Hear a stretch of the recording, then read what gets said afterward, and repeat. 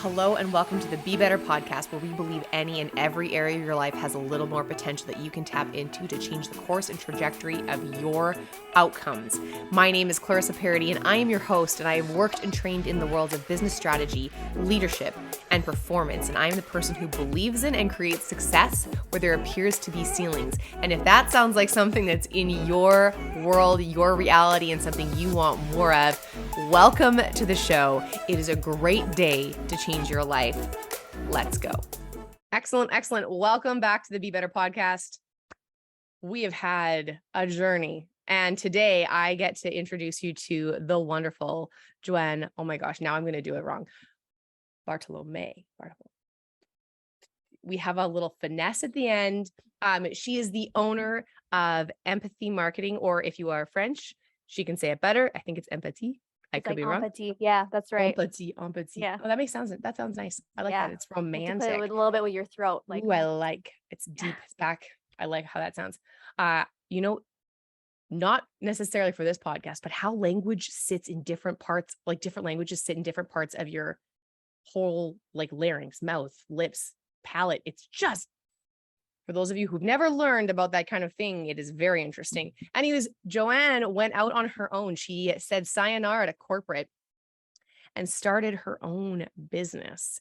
And it has been, you've had a journey, and we chatted when you first went on your own. Yep. And you almost had a plan B.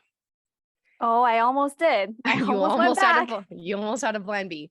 And that is not how it shook out for you. And I'm so thrilled that you are here. You have been blowing up. I'm seeing you everywhere, speaking for all sorts of things on all sorts of podcasts. And I'm so excited that you agreed to chat with me today. How the heck are you? I am good. I'm honored to be here, of course. I'm so excited. For those who don't know, me and Clarissa have known each other way back, like way back. So it's nice to catch up and see how our journeys have evolved over this time. So it's been good. It's been good. It's been wild. It's been busy, but it's also been really interesting and different and learning, and it's good. It's been a good time. It is. On my way to record this, I was voice noting Joanne, and I was like, listen, I am late. We've got runs between a photo shoot. And she's like, oh my God, I totally get that. Because the truth is, in our worlds, we're often bouncing around a little bit. We're like, you jump from one task to the other, and you have to be very good at task switching. Yep. That's quick right. and clever, and also as organized as possible, knowing that it'll all probably go sideways anyways. Just might. Okay, so I want to zoom back a little bit. Maybe let's go in the Wayback Machine. Yeah, let's do it. Little Joanne. Talk to me about little Joanne. What was her idea of what life would be like compared to what it's like now? This. It was not like this. Oh my goodness.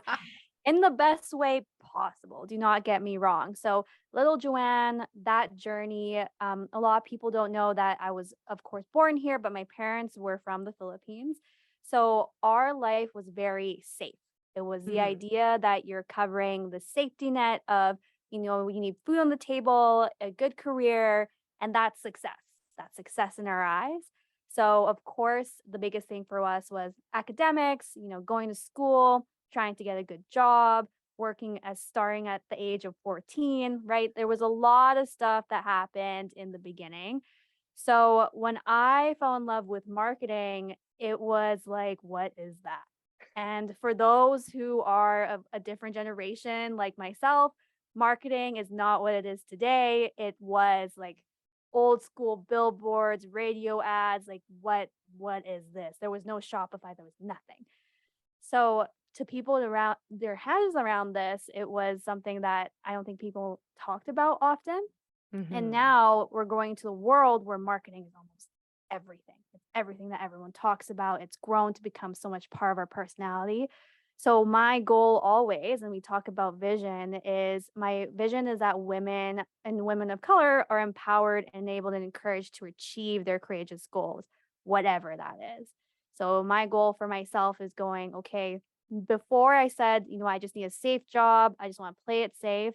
But now what does that look like? And what does representation look like? What does it look like to go out of the whim and go in a career path that isn't necessarily set out for you? So that's what it started like. And here we are. Here we today. are. And how audacious to go from a family that, because you kind of pick up what your family puts out for you. So if safety is one of those things that's really prioritized in your family, it absolutely takes something to say, I'm going to step outside of safety, out of the known, out of what's expected, out of what I think was certain. Certainty's a lie, Yeah. anyways. For all of us, for all of you who want to know if certainty is real, I don't know if it is. I couldn't tell you. What I do know is that when you can think you are certain, that is possible. But you don't ever really know the outcome of anything. Your No. safe job could literally be something that is. There are paths of careers that are dissolved, and there are paths of careers that have been carved that did not exist 3 years ago, 1 year ago, 5 years ago. And so to step out of that safety net takes something. So what do you think it was that had you be willing to say sayonara to safety? Yeah, that's a big question because when you talk to a lot of individuals in our field, when we talk about leaving corporate or we talk about that next step that was very unorthodox that people wouldn't expect, a lot of times there had to be some sort of trigger or some sort of thing that really pushed us over the edge. Mm, And that for me was that I was starting to get really bored. Like there was something out there that in your gut felt a little bit wrong. Like this is not for me, but you push those thoughts behind, like in the back of your head, because you're thinking you're surrounded with people who say, play it safe, do something that's for your career, all those pieces. But in reality, it was only until I went into university was I surrounded with other people with other mindsets that it started to show me that there are other possibilities out there. So you and I, before when we started this podcast, talking offline, we talked about how people we surround ourselves with very much intrigues our thought process, or it talks about like how we can open up our mind to other possibilities.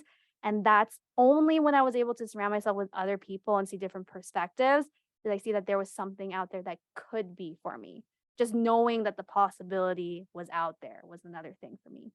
that's And so that's why cool. representation is so good too, because when you see that as well, you're thinking, okay, maybe I can make a play at this too. Absolutely. One thing that you said that I just want to draw people's attention to is she talked about the path, the way that we expect to go. And one of the questions that's people are like, well, what makes sense? And what makes sense doesn't actually have to make logical sense. We often assume that it is the next logical step, the next logical path. Okay, so if you, let's say, go into corporate, you become a marketing coordinator, senior coordinator, manager, director, VP. Okay, well, those are the logical steps. But what makes more sense? What makes more sense for who you are, for the contribution and value that you naturally bring, for your natural proclivities, your passion, your purpose? Because you were talking about courageous moves and bold decision making to speak up and stand out and do your thing. And that doesn't happen necessarily in the world of linear and in the world of logic.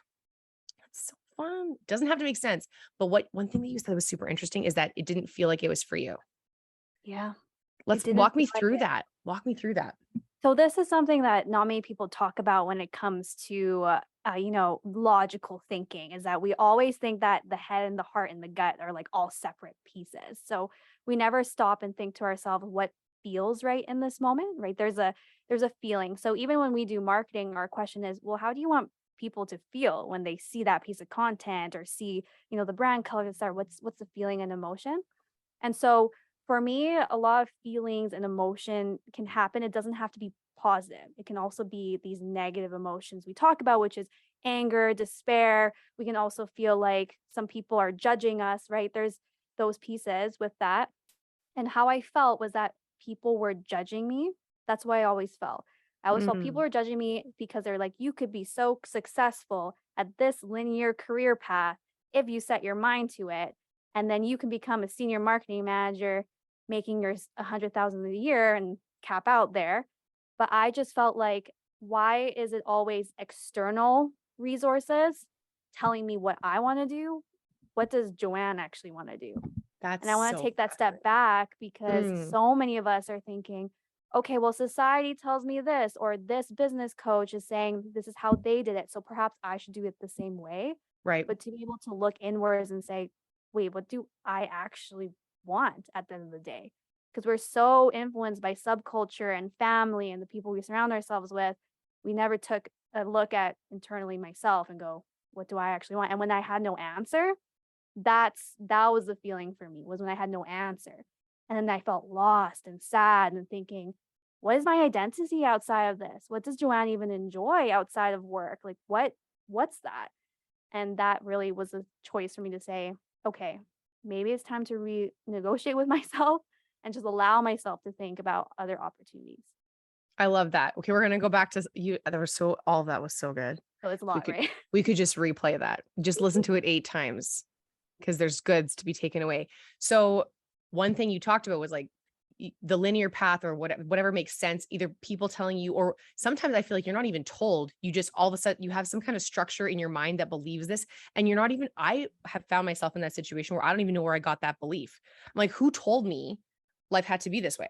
I don't even remember someone specifically saying this is the path. Like, did I just observe it? And then I decided this is what makes sense. And so I gave myself a rule about the paradigm that I thought I saw before me, that I thought I understood, and have it not be what's so. If you look back, like listeners and Joanne and myself, looking back in your life, has there been one career path? Like, not for me. I've had maybe, I think the last time I counted it was 7. And I, like Joanne, like variety. And so when you feel like you're getting bored, or when you ask yourself that question, you're like, oh, I don't know. I don't know what I want. And you have that void.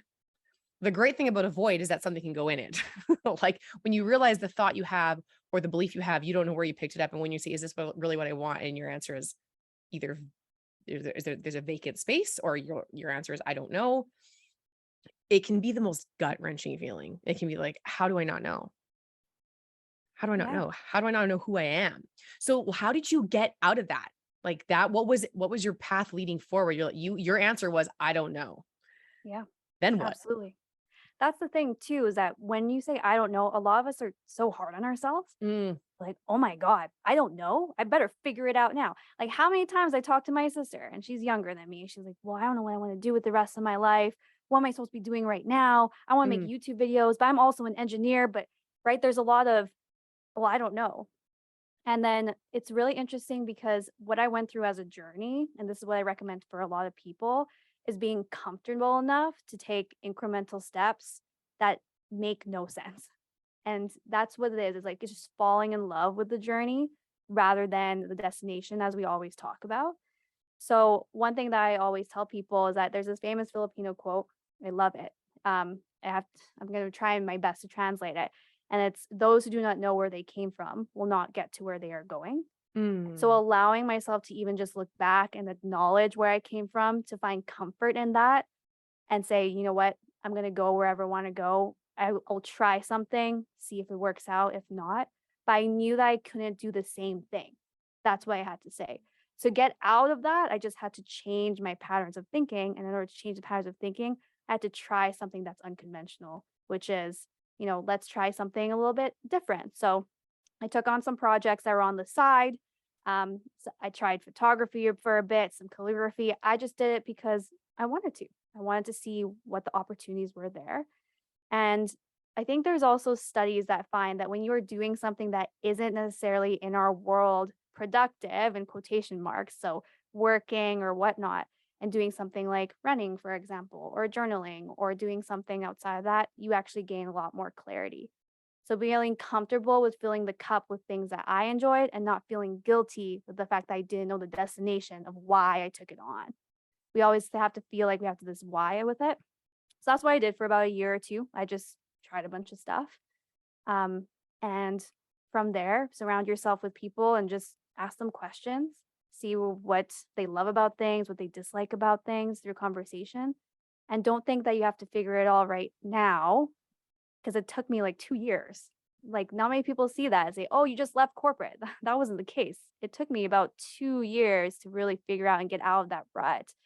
And during that time, we call it like a discovery time, and that's okay too. Like, I'm not missing out on prime years or thinking about, oh, I'm missing out. I just saw it as, you know what, if I'm happy with the fact that I'm surrounded by great people, I'm doing what I love, I'm filling my cup with some things I enjoy, then I'm winning at the end of the day. And that energy, I don't know if you talk about energy much, but that energy definitely attracts something else and opens up doors and opportunities. The second that I got into that scarcity mindset of, oh my goodness, not at this point where I'm not doing what I'm supposed to be doing. I should, those words come up. Then I think to myself, okay, now it's time to take a step back. Yeah, could and should really live in the world of comparison. Yeah. And the game you're playing is life. and the person who wins is you. And so I was once told that you can win at whatever you were always winning at whatever game you're playing.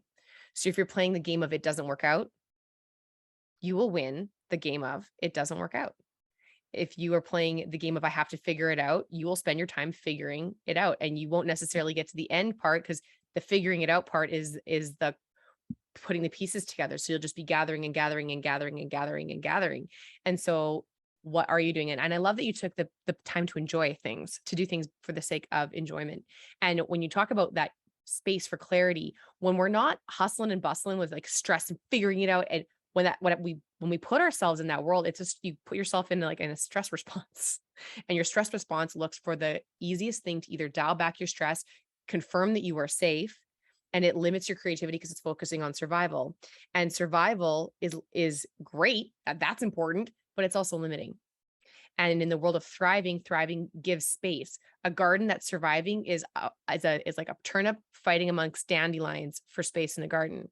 When we give ourselves fertile soil and we take out the other things, the woods, the coulds, the shoulds, the comparisons, and we remove some of those dandelions, the turnip has space to grow and flourish. But the truth is, if you constantly check on said seed, see if it's growing, it's not given space to just sit in the sun, to relish, to grow, just to be, you're just going to disturb the turnip and it's never going to grow. And I don't even like turnips, but someone does. I love that because I'm such a big plant person. So You all are? the plant quotes, I love Here it. for it. Are you still gardening? I am still gardening. I'm Are you? growing corn right now, and tomatoes and cucumbers and pumpkin, like a lot of stuff. Oh my God. Okay. What totally trajectory change for the conversation? What have you learned from gardening? So this is a really good question, because not many people look at this a different way with gardening. A lot of people think that plant people are great plant people just because we love greenery. Like, we just love being around plants. Mm-hmm. But the truth is, planting is nurturing. Like, Mm. you get really good at knowing how to nurture and watching for signs, because they can't verbally tell you what they need. That you're Mm. very almost empathetic with your plants to watch out. Yeah, you get to watch out all the different things that could go wrong, and how to protect them and grow them and nurture them in a way that they can't communicate. So Oh my it's gosh. very cool. Observe, observe, observe, observe. What a great lesson from plants. And the truth is, humans very much the same way. Mm-hmm. How many humans do not communicate what they need, what's going on for them, what's wrong with them? But if you gave a moment of space and stillness and sat there and watched and observed, world could look pretty different, right? World could look very different. Read the room is what my sister would say. Read the room. There's been a few times where I haven't read the room.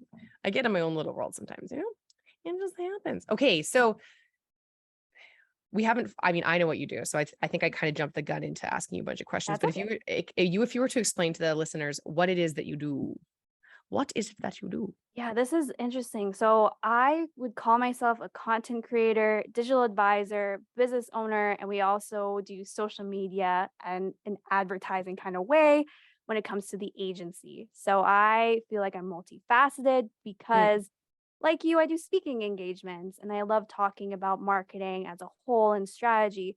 But my real focus is social media, because of the fact that consumer behavior changes so much and it's so organic and so real. You have so much control over it. So that would be what I would say I am. I'm a digital advisor as well as a content creator. And I also own a marketing agency here in Edmonton. She owns a marketing agency. Crazy. First of all, for those of you who have ever done agency work, it is a world. It is, if you want to know what hard work is like, and you don't want to do like necessarily, I'll call it physical labor. Marketing is very much physical labor. You're doing content creation, you're doing photo shoots, you are lifting. You better be able to squat at least your body weight. but it's a lot of hustle. You have to move quickly and be observant and take advantage of things in the moment and capture the greatness. So talk to me about your journey with growing this agency. Cause I remember when you started, it was you had one name, you've rebranded, you've grown your team, you've gotten a bigger office. Like the sky is the freaking limit here. This woman is on fire. It was So wild. talk me through that journey.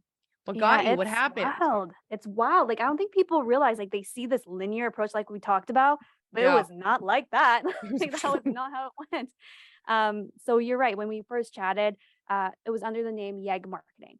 So that limiting belief mindset again, I thought I was just going to serve clients in Edmonton, Mm. and we Mhm. offered every service imaginable, like websites. And by we, I meant myself and my partner, but there's no longer a partner now, it's just myself. So it was websites, online ads, social media, copywriting, like any marketing service you could think of. We did that.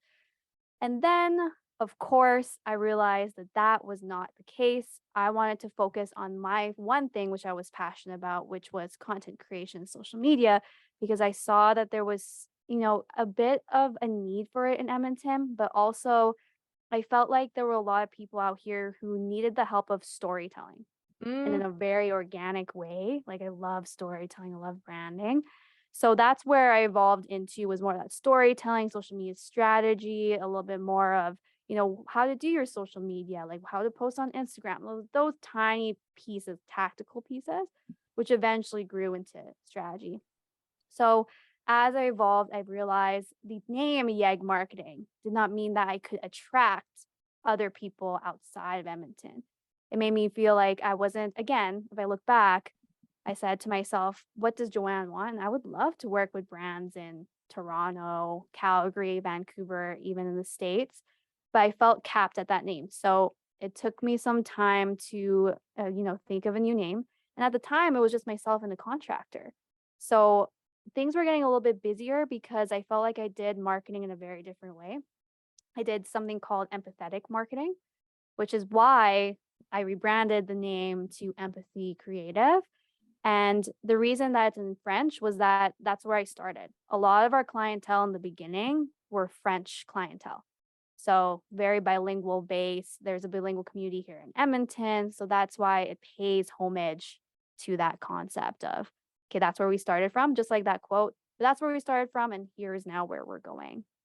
When I rebranded, I took on another contractor to kind of help with that. But I thought to myself, contracting is it's a great start, but employees in the agency world is kind of the way to go because then you know like what kind of projects we're working on. They're a little bit more integrated. So I made my first hire then, and we were all kind of working virtual. And what a whirlwind of a first hire is, let me tell you. It and it's not against the first hire, it's against me because I think to myself, there were no systems in place, there was no training involved, there was no way to set them up for success. Like you really have to look internally about now you're building a business. You're not just, winging it at this point. So that's kind of where I've involved into. Of course, now we are here. We do have an office, a co-working space here at the Creative Hive, which is fabulous. And that was my next big step. I was driving with my sister to Calgary, and she said, you should just take this. This is the next best step for you. You do need a space to take pictures and all those pieces, as we do in photography. And here we are now. Here we are now with so much great clientele. It's been roughly 4 years, 4 hard years of learning, growing, changing, seeing who I could bring on as talent and who I actually needed, and learning on a leadership style. What kind of leader am I? And what do I need in the team to help balance out all this different energy? So now we're a team of three wonderful individuals hoping to add on a fourth. That's so fun. That's so fun. What was your biggest takeaway, or what some of your biggest takeaways from onboarding new hires? Oh, that's a big one. There is a lot of books out there when it comes to how to start a business. There is not a lot of books out there when it comes to growing, scaling, onboarding. Like it's a very much more leadership based. So like top three takeaways when it comes to growing a team or expanding a team. I think the first one is to remember what your job is as a business owner. So your job as a business owner is to make sure revenue is coming through the door, to make sure that team culture is, of course, at highest point, that you are driving the vision of the business and that the business does not run out of money. That is your main goals. Payroll's important. Yes, huge. What the big takeaway with that is that you can also only expect that much from your employees. So if I'm the person that's driving business, holding company culture, all those pieces, I have to be the one that leads that in order for everyone else to follow. They can't just come into play and see the mission, vision, values and not live up to it if I don't live up to it myself. So that was the biggest takeaway. Mm, Very strong mission, vision, values. The second takeaway, of course, is thinking about not just what you need right now, but also what you think you need long term. So, a big mistake I see a lot of business owners make is that they hire on too early or they hire on because they think that they're getting busy and that's the first thing they think of. We don't think about maybe it's time to relook at our processes or maybe it's time to relook at the vision of the company. We don't go back strategically. We just think we're getting busy, so we're going to hire another person. So, that's in the next one. And then the last key takeaway that I tell a lot of people when it comes to growing a team is your team actually values compliments. It's like reverse psychology. This like masculine energy of, trying to drive your team and trying to push them to reach like key performance indicators and goals. Actually, a lot of them just want to know that they're doing a good job. So knowing the difference between mentorship, manager work, and also leadership work as a business, you have to know which role you're playing at the certain time. Are you mentoring them right now, or are you trying to be a manager and trying to talk about goals, etc.? So it's different. You wear a lot of hats as a business owner. absolutely. And to go to your point about compliments, one of the things, so back in the day, I used to work with kids, and adults aren't much different than children. We just have bigger bodies and slightly more complex brains with more baggage, usually emotionally. And the one thing we learned with kids is if kids were standing in a line and a bunch weren't, you go, Jackie, I love that you're standing so like against the line in line against the wall. Boom, the rest of the kids get in line. And it's not a form of manipulation, it's acknowledging the behaviors. And then of course you acknowledge that too. And I think one thing that I personally really value on teams is when I can say, like, your job should never be thankless. And as a leader or a boss or a business owner, it's like, well, some people will say, well, you're paid to do it. I'm like, yeah. And if you knew that person would show up and do the same work, because right now they're guessing if you're liking what they do or not. They're guessing, like they're trying to read your body language. And if you have something else on your mind, like that meeting that's coming up, that's really important. And you're like, KK, thanks. Like, KK, thanks. It's okay. It's satisfactory. You don't like it. And they come back with something else, or maybe they get deflated. There is nothing wrong or limiting or anything that will stifle your business by saying thank you, even if it's the task you're paying for. Yep. If you go to a restaurant and someone passes you your meal, I often say thank you. Like, she's supposed to bring me my salad or whatever it is. That's literally, but I say thank you. And it's not, I mean, maybe it's habitual. I always am grateful for food. So absolutely I'm thanking that person for bringing me food. But it's like, what if we just did that with our team all like regularly, or tell them that we appreciate them, like take them even out of the moment, taking like an actual pause to full stop, acknowledge, just like, thank you. Yeah. What difference does that make? It's a huge difference. That is wonderful. Okay, I want to know when did you almost quit? Like, I'm sure there's been days you said there was ups and downs. Tell me about a time where you were like, I'm going to kick this to the can. I'm done. I'm out. Yeah. That's a tough one because I think it happens a lot for a lot of business owners. But Happened yesterday.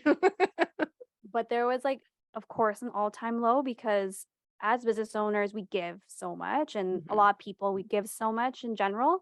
A lot of people I talk to don't leave a lot for themselves. So Mm. the point where I just feel like I wanted to quit was we lost sales when it came to the business.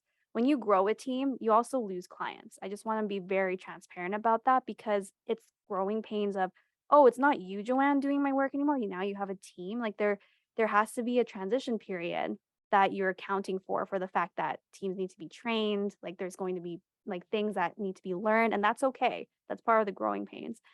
Um, so, clients, of course, dropped.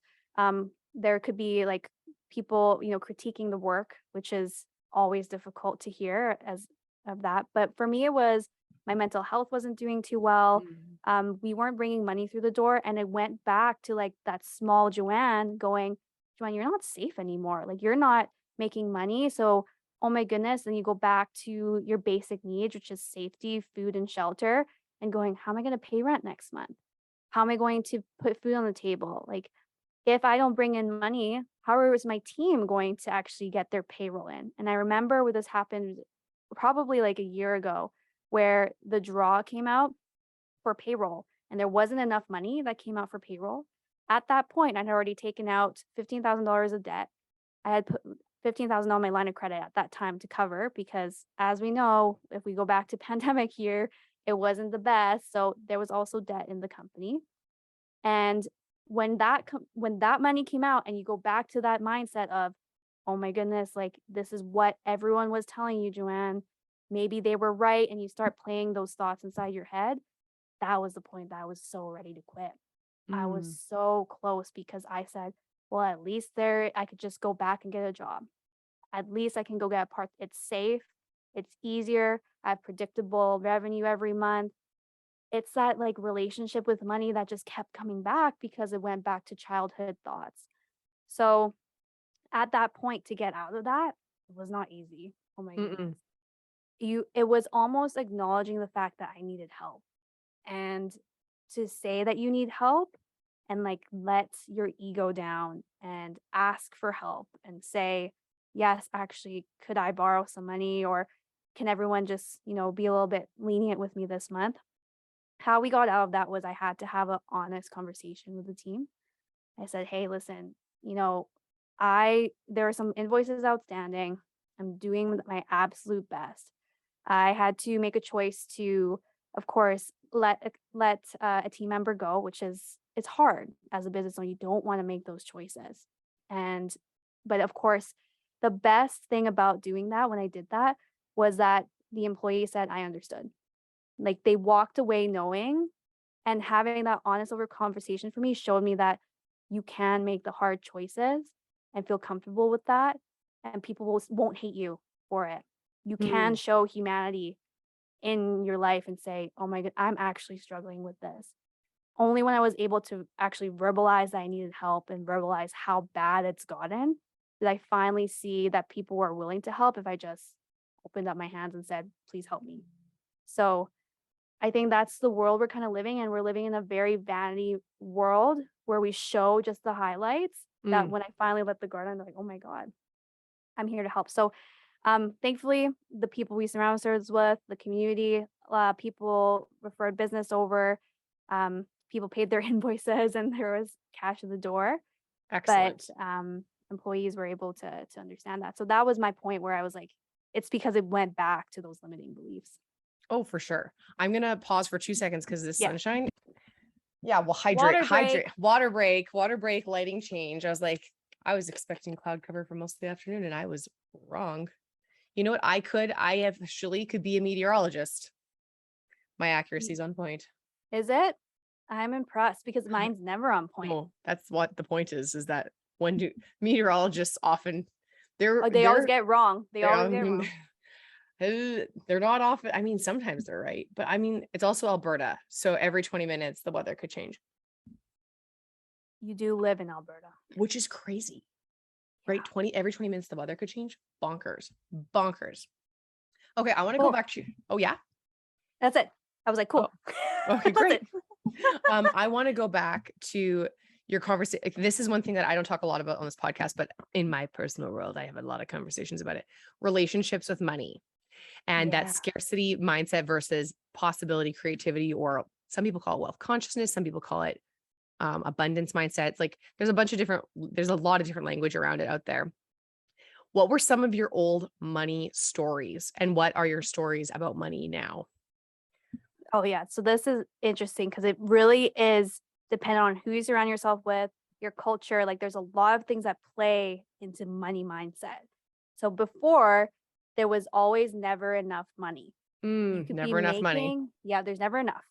It could be, if I had more money, I could be doing this. So if I had more money, I could be having an additional, revenue to go on vacation. I could have more time. I could have more energy because then I can pay somebody to like there's possibilities there. Another thing with money that always came to the door was if you do not have any savings, then you are failing. So Mm, if you don't have money in the door, then you are a failure. right. And that's a really sad thing to say because if you grew up like I grew up, it was just about safety and making sure that food was on the table. And if you do not have money, then you have failed in the basic human need, which was shelter, food, and safety. So, Totally. so that was my relationship with Oh money. my I don't know, God. what was yours when it came to Um, money reliefs? well, so the things that my parents would say, and when we talk about money stories and abundance consciousness or mindset or whatever about that, it's not about um sitting there and like thinking your way to it. It's just like how do you relate to it? If I relate, it's the same way as if I relate to every, I love using dating as a parallel for money because they're the same. I so if I believe every man is untrustworthy, the only thing I will ever see is untrustworthiness, even in the most trustworthy of people. And so it's the same thing with anything. So money is a great example. So my parents would always say money doesn't grow on trees. Don't heat Alberta, as if everything will always run out. It will always run out. Or the perception that everything is expensive. Everything's Yeah. expensive. Everything costs so much. And I'm like, is that really true? I went I went for a long time. Like I somehow managed to make money work in my life for a while by doing this, like just praying and like sometimes peeking through my fingers, being like, oh, I was so afraid of money. I wouldn't look at my bank account to see if I had enough money to pay for tuition. I just worked as many hours as I could and just didn't touch it, as if that was somehow going to make sure there was the right amount of money. So money wasn't to be looked at. That was kind of like an unspoken rule. Like, don't look at it. Like it's dangerous. Like if you went, as if it's going to play hide and seek with you. Like what was that about? Mhm. And that there was just, I have a family of four girls. So there's a sibling set of four. And, I am the eldest, still the same. And it was you're the oldest, you understand. So my relationship with was I will get things second and I will never get to pick. And so now I wait when people even ask my preference in life, I'll wait to not do that. And imagine going through your life for 36 years, not saying what you want. No one else really wanted, someone just picked, well, for example, you're at a luncheon and there is I don't know, pick your favorite beverage. It's the apple juice of your dreams. And no one actually really wants it, but you really want it. And someone just takes it because it's convenient. It's there, it's by their hand. You could have been like, I want the apple juice. And it's like, oh, you can just have the apple juice. It's like, I don't really want it. But if I don't ask for it, there's no way of me even having the opportunity to say yes. I'm already someone else's no. And that shows that in sales, in business, in mindset with money, in job opportunities, I'll say no on their behalf for me before they even get a chance to say no. So that was some of the stuff growing up that was all around money, but that looked like different things in different areas of my life growing as I aged. Yeah, no, I get that because that was the same with me. It was like, I don't have money for this, or it's too Mhm. expensive, or Mhm. not right now, maybe in the future, right? It's always like maybe later. Maybe later I can Over enjoy there. my spoils. Yeah. So Mhm. that was something that I feel like we were taught very young. 'Cause I'm the oldest as well. Not many Mhm. people know that too. I'm the oldest. My sister looks like she's my age. We are not twins, everybody. She is she is definitely younger.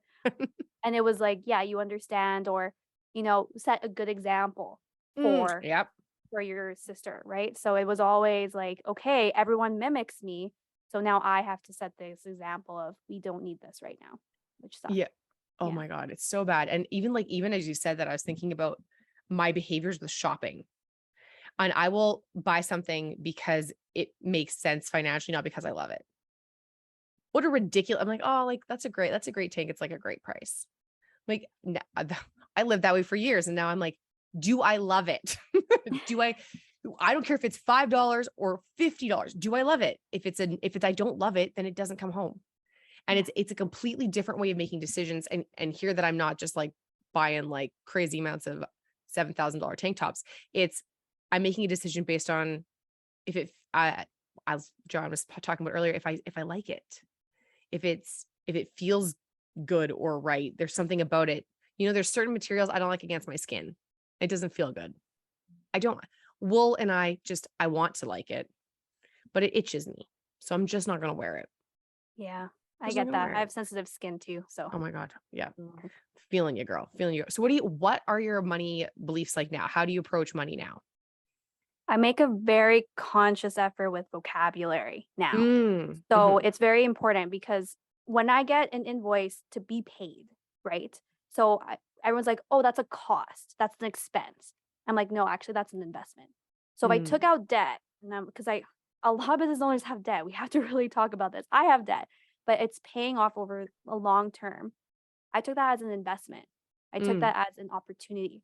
Like there has to be a way where if I see a cost and I'm like, I can't afford that right now, I say, I'm not ready to make that sort of investment right now, right? Because you're investing in something long term. It's not that you're saying that I can't afford it.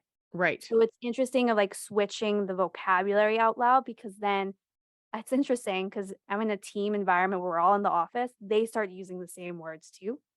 So it's like, okay, are we going to invest in another team member? Are we going to take on and instead of seeing it as a cost for payroll, right? And that's Right. where I have to be very conscious. So that's the first one. And then the second thing right now for when it comes to mindset and like switching up the mindset, of course, is that there will always be another client or another opportunity. Just because what happens is we get into that mindset of I need money right now, so I'm going to take on whatever I can to grow, or I'll work the extra 50 hours, or right the opportunity right now needs extra hustle, so I will just hustle harder. That's not the case. There will be always another opportunity for me. So those are the two things that I do right now. And it's a work in progress. Doesn't mean I have it all figured out right now. It's still taking practice. Well, and it's rewiring how you think and how you see things, right? Like if I'm taking on the belief that it always works out for me. Like it may not look like how I planned it in my mind, but it always works out. Like things might go sideways, things might unfold, I might get more changes happen, but I'm like, it always works out. And then what I found is that when I do that, when I start saying that to myself, I look at things and I'm like, oh, wow, that project got delayed by 3 months. And I'm a time person. Like if you mess up my schedule or my timelines, I go bananas. It's just not, Really? Like your most valuable resource for you is your time, is what you're yep. saying. I usually like Yeah. if I feel I'm like, or people, I feel where if people don't understand the investment of time I've put into whatever, I'm like, come on, I can't renew that. Like that's how I operated for a long time. And I'm now clear that just because it wasn't the path I picked doesn't mean it wasn't a path that had an even better outcome for me. So the project that got delayed by 3 months actually is allowing me to do this really wicked photo shoot that I wouldn't have been able to do if that project was launching in September. And so now I get to fly my whole team to Kelowna and do this really epic shoot. And I would have never planned it that way. I didn't even think we were going to get the opportunity. Like all of these things are unfolding. And I'm like, oh, wow, that worked out way better than expected. And now my new thing is it just works out better than expected. It will always work out better than expected. And the path unfolds step by step. And you talked about incremental steps earlier, like, and being willing to do incremental growth. And it can be so painful to just wait for that thing. And there is a quote that I'm sure has been like circulating for quite some time. The man or person who likes walking will get further than the man who likes the destination. Mm-hmm. And I'm like, I'm going to love the walk. I love walking. I walk for no bloody reason. I walk because I like trees. And so I was like, if I took that same mentality and applied it to my business, applied it to my podcast, applied it to how I run my team, what does that look like? And the emotional regulation that comes with it, and hear me clearly, like humans are emotional creatures. You can't escape it. You just can't. For every person out there who thinks they make rational buying decisions, I just need to tell you that if you're lying to yourself about that, you lied to yourself about other things too. we make decisions because we generally 90% of decisions are emotional, and then we justify or rationalize them after the fact. That's why storytelling works. Yeah. That's why I walked into my home before I purchased it, and I was like, this is it. The sun was setting, the backyard faces west, and it just felt right. And my dad's like, you sure? I was like, yeah. He's like, weird. Like, it's super builder basics. There's so much that's like, it's underwhelming in many, many ways, but it felt right compared to a lot of other things. And the decision was completely emotional, and the amount of money I've had to put into like redo floorings, add fixtures and finishes I like, but the beauty of that journey is that it became mine, and that the steps unfolded, and that I didn't question my feeling decision. And I actually want to tie back to that because you talked earlier about when you knew corporate didn't feel right anymore. And my sister and I were talking last night about the day I would get so frustrated when people would ask me, well, what do you want to do with your life? I'm in university. I'm taking my undergrad in psych because I like it. And so for a portion of my life, I made decisions based on, I'll call it pleasure, things I enjoyed, things that brought out better versions of me, that brought out whatever. Like I was just a better version. I was fascinated. I was engaged. I was performing well. And that's how I made decisions. I was like, what brings out the best in me? And people will be like, well, what do you want to do? And I'm like, I don't know what the title is, but I know what the impact is. And I know what it feels like. And it was, people hated that answer, but I was like, no. And now I'm clear that I need to go back to that way of decision making. So that was my like epiphany last night, that when you said it today, I was like, if that wasn't a divine sign, I don't know what is. You It have was a to go. sign. It was absolute. I was like, oh, that was obvious. Got it. Got it. But it was like, okay, so I know I want to make a difference in the lives of others. I know I want people to have what they want. You want to be the best runner. I want you to have that. You want to have the best business. I want you to have that. I really I love watching my niece enjoy herself when she is playing with bubbles or she's playing with makeup and she's having so much fun. I get a a crazy wild amount of love, joy, rapture, bliss, appreciation. And if that's how I'm built, if that's my mechanism, if that's my superpower, my juice, the thing that lights me on fire, it's certainly not what everybody is lit on fire by. So why not harness that? So if you can ask yourself, what is it that feels good to me specifically? That'll be your intrinsic barometer, your compass for motivation, where you can make a decision that's better. Because the truth is, when you make a decision that is better for you, it actually isn't selfish, because if you are a better version of you and you can be of more service, you can be of more love, you can be of, and I mean, hear the woo woo in that if you want, but let me tell you, when someone is miserable and unloving and unkind and unjust, we don't like them. We make scathing remarks about them. And when they come with compassion, kindness, love, gentleness, understanding, that person goes places. That person is given freely opportunities. That person wins races. And so the nice guys finish last is no longer, for sure, real, at least in my world. And I just really encourage you to do what feels good.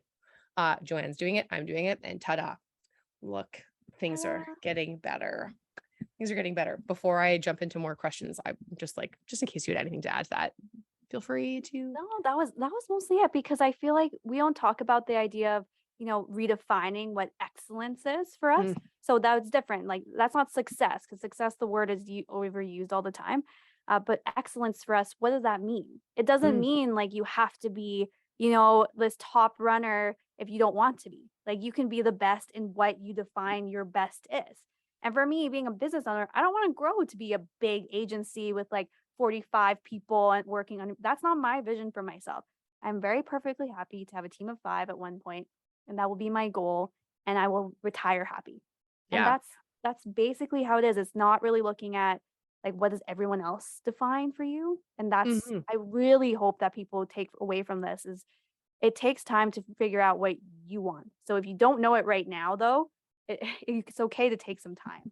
Absolutely. And give yourself some grace in the process of understanding it. And once you get to that level,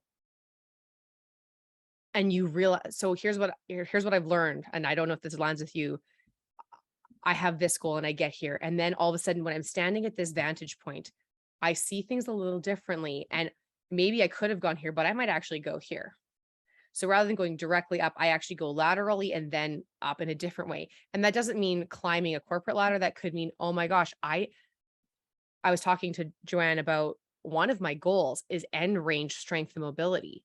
Like playing, I play hard. I love playing with my niece. I love like throwing her in the pool. I love jumping on the trampoline with her. And I don't want to be that person that's afraid to jump on the trampoline. I don't want to be like something could hurt. I want end range strength and mobility and flexible. I want to feel completely alive and expansive in my body. Like I love that.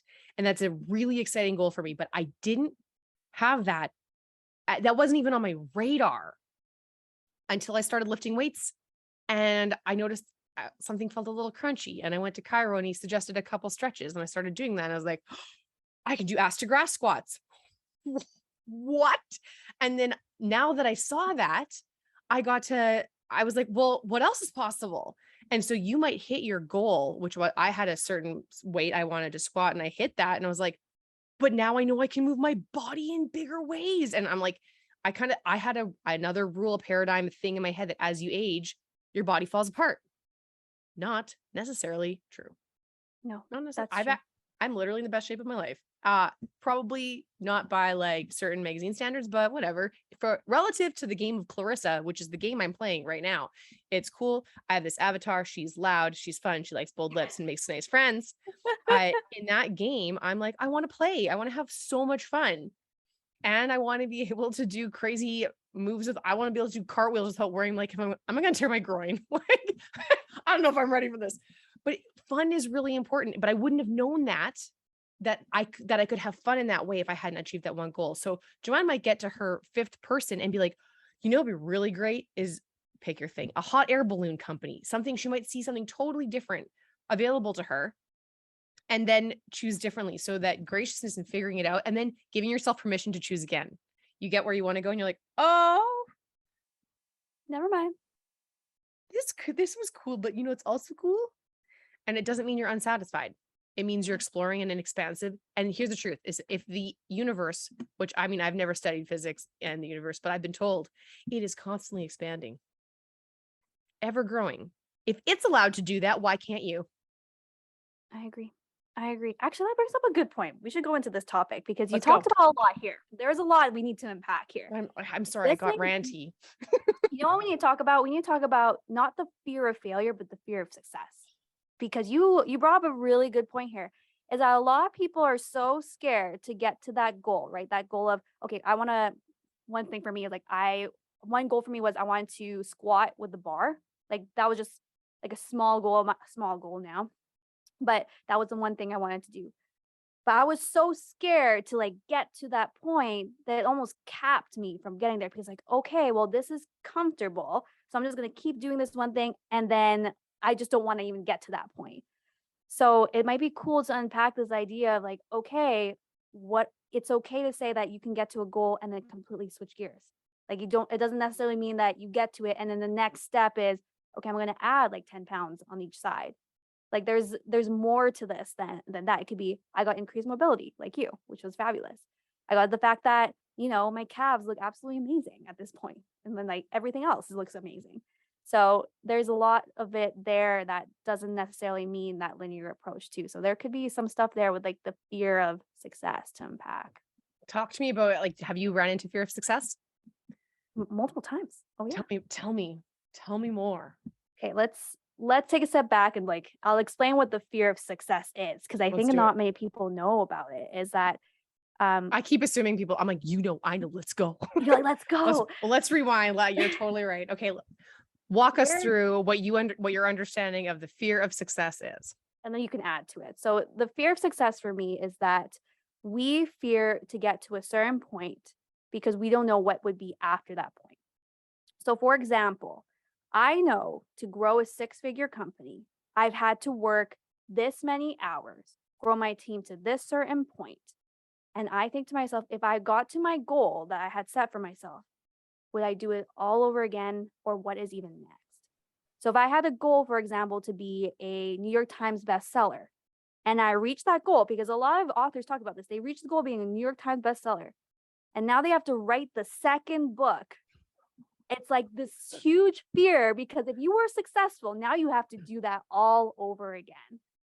And that expectation there is, it's that fear. So for me, it comes up a lot.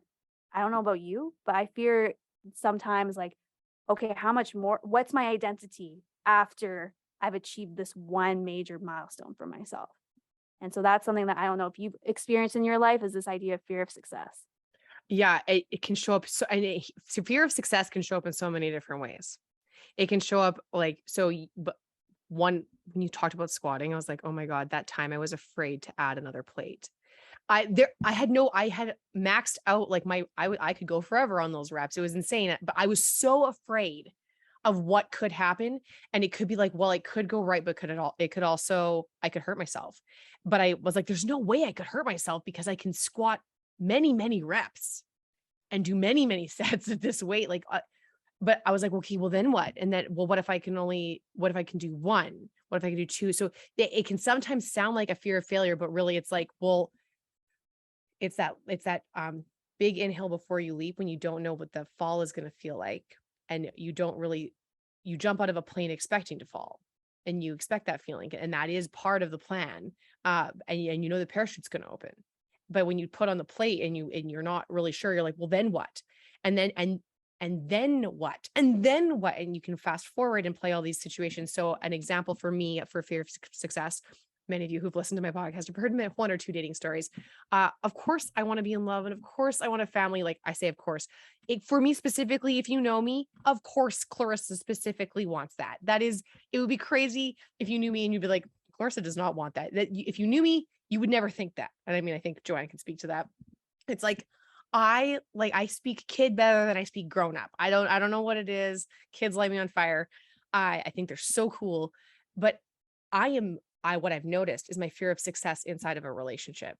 And so someone is interested, and I'm like, oh, that's so fun. Oh, but then I have to sell my house, and then I have to sort out my shit, and then I have to possibly move to a different city. And rather than going for what I want, I sit there and look at all of the things that could have me shift who I am and possibly change or alter my identity. And the truth is, every day you level up, every day you're slightly different in your cellular being, every day you're slightly new or different in some way. So you're never quite the same as you were yesterday.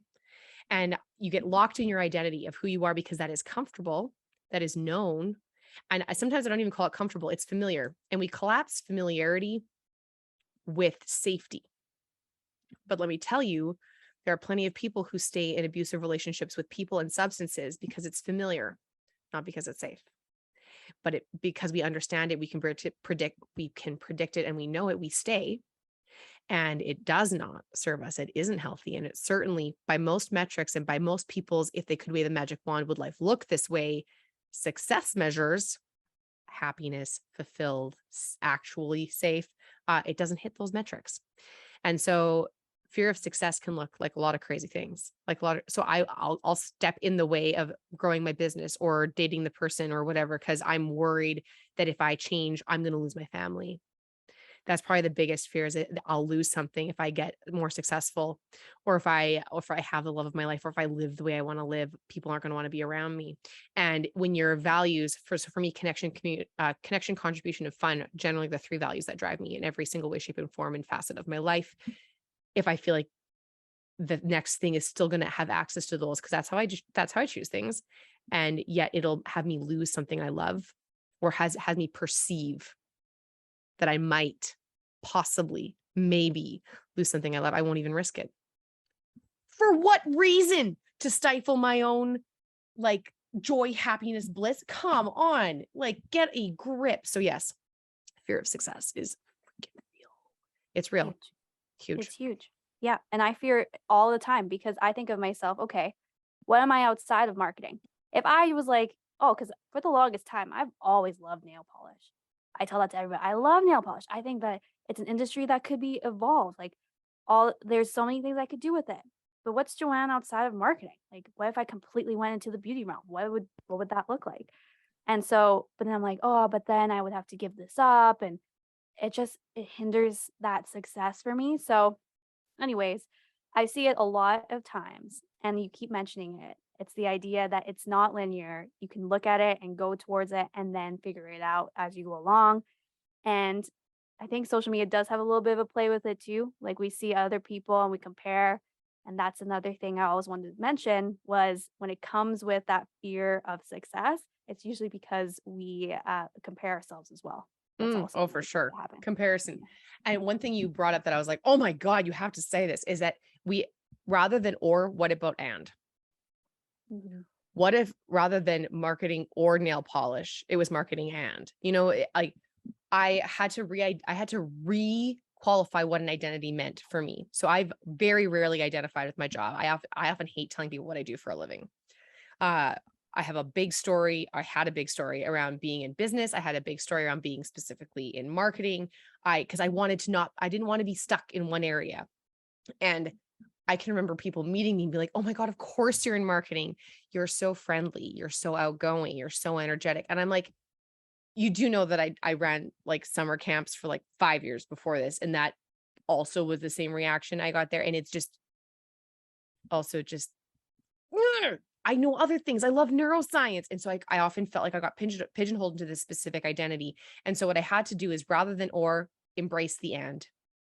I am energetic and I like neuroscience and I like fitness and I like learning all of the time and I like having fun and I like and.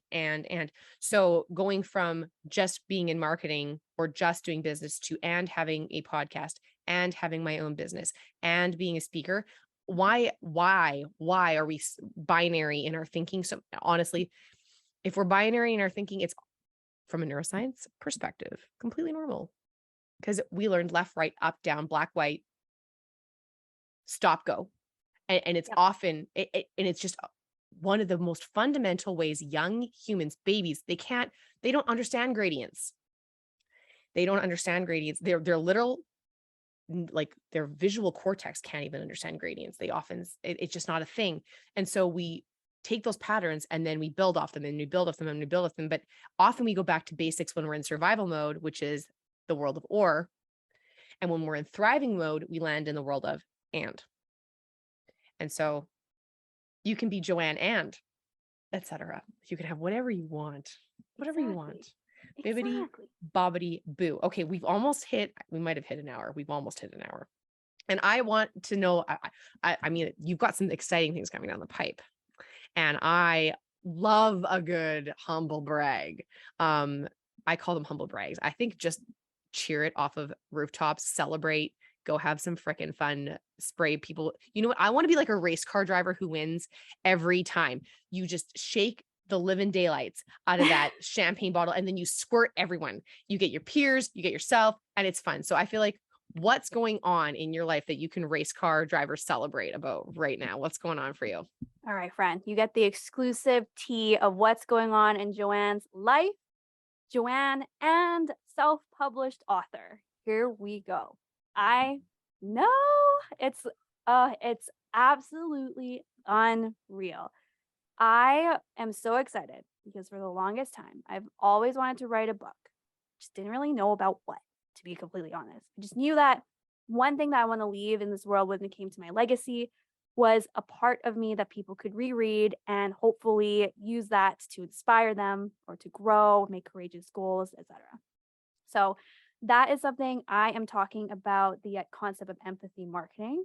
So this concept of can we take a data point, which is your key performance indicator and all these numbers that everyone uses, and actually look at the concept of an emotion, which is empathy?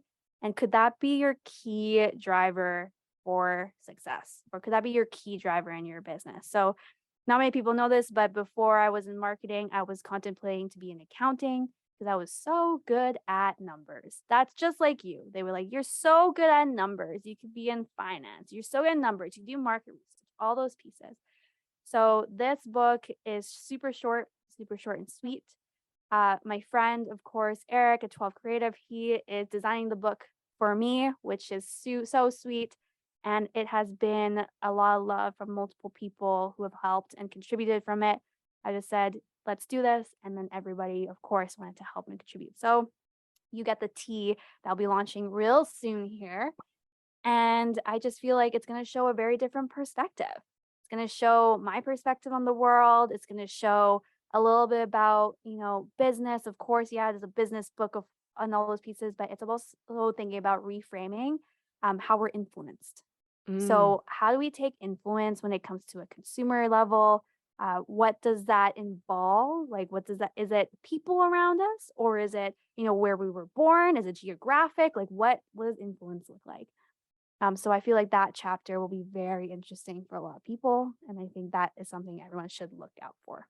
I am so excited. Okay, listeners, the second it comes out, I will let you all know. We'll put a link to it in the show notes once we get that, Yes. and once it comes live. And maybe we can do a giveaway. That could be fun. A cute little giveaway. That'd be great. So keep your eyes peeled for Miss Joanne's new book. And what's it called? Do we have a title? I would have a rough title, but I'm not No, going to say it right now nope. because you know what? It's that process. Like we talked about in this podcast about having this like concept and Mhm. then actually getting to that point and going, oh, okay, never mind. Because when I wrote this, so writing a manuscript is a lesson in itself. Oh my God. It's one of the biggest personal development thing, like owning your business, personal development, writing anything. Anything. And I just kind of went with the flow of here was the outline and I moved the outline. I got rid of stuff. I got rid of things that just didn't feel right. So it's evolving, it's changing, and it'll launch and it will be something that won't be perfect, and that's okay. Stay tuned, folks. Stay tuned. Because here's the truth is that there's very few things in life that are perfect ever. Very few times are things perfect. And if they are, ask yourself if you're really seeing what is so, or if there's an illusion. And that is so good. Congratulations on courageous decision making and putting yourself out there and putting pen to paper. And that is like, I haven't written a book, but I wrote a thesis, and like, how? I can't even imagine. Like, I can't even imagine. So I'm so excited for you. Empathy is such a powerful tool. And Joanne and I both work in the world of marketing. And prior to our podcast today, we were talking about, when you touch, move, and inspire people, you're speaking to what they value. And if you want people that buy from you in a meaningful way so that they are well served and that you are well connected with them, whether they ever buy from you again or not, that level of connection is when you can create that empathetic response between two people. Because businesses, they're operated by people, and we'd be lying to ourselves if they weren't. We sometimes pretend a business is a machine or is an organization that is inanimate, and it's not, it's animate. And I cannot wait to see this book. I cannot wait to get my hands on it and read it. I'm very excited about it. I'm excited too. Excellent. Okay, well, any closing words, my friend? Any closing words? No, nothing. I just think that it was such a pleasure to be on the podcast. It's always great to catch up with you. Of course, I appreciate it. If anyone wants to touch base or talk or anything, you know that my door is always open. That's my biggest thing for me. My vision in this world is just to connect with people. Like Clarissa, I have values too, and mine revolves around integrity and just doing as I say. So anyone that wants to reach out, feel free to. I'm always open for a conversation. Excellent. And where are the best places for people to find you? You can find me on Instagram, TikTok, Facebook, all the social media because I love experimenting at Joanne J. Bart. And you can also find me on my website at empathy THIE at the end because it's empathie.ca for more information. Excellent. Well, thank you so much. It was such a pleasure having you on today. And I cannot wait to see this book and the waves you continue to make as you achieve new goals and look different directions. Thanks so much. If this podcast has landed with you, served you, provided value, please let us know. Give us a like, subscribe, share it with a friend that you know it will make a difference for. We are here to be a contribution and a service to others. We cannot wait to see you next time. Thanks again for tuning in. Take care.